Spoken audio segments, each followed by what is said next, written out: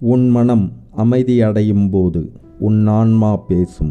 மற்றவர்களை புரிந்து கொள்வது என்பது அறிவு. உன்னையே நீ புரிந்து கொள்வதென்பது ஞானம்.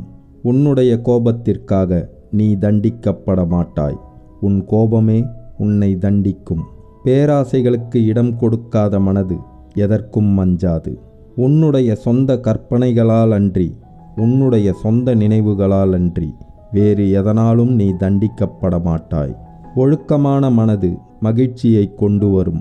உண்மையான அன்பு மற்றவர் மனதை புரிந்து கொள்வதிலிருந்து பிறக்கிறது. 1000 போர்களை வென்று காட்டுவதை விட உன்னை நீ வென்று காட்டுவது மிகச் சிறந்தது.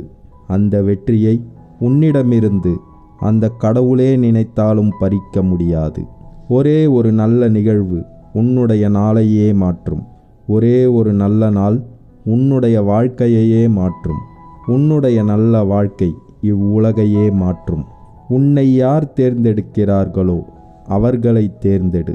உன்னுடைய ஆணவம் இறக்கும்போதுதான் உன்னுடைய ஆன்மா உயிர்த்தெழுகிறது. வாழ்க்கை கடினமாக இருக்கும்போது அதை ஏற்றுக்கொள்.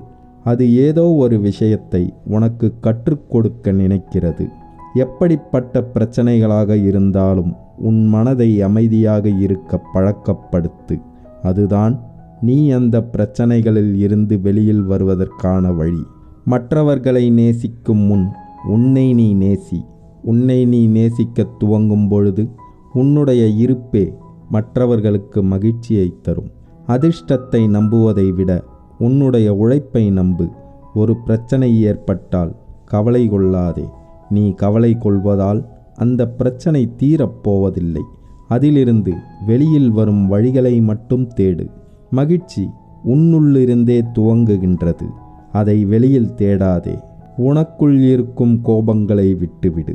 இல்லை என்றால் அது இறுதியில் உன்னையே கொல்லும். நேற்று என்பது முடிந்து விட்டது. நாளை என்பது நிச்சயம் இல்லை. இன்று மட்டுமே நிரந்தரம். எல்லா உயிர்களிடத்தும் அன்பு காட்டு.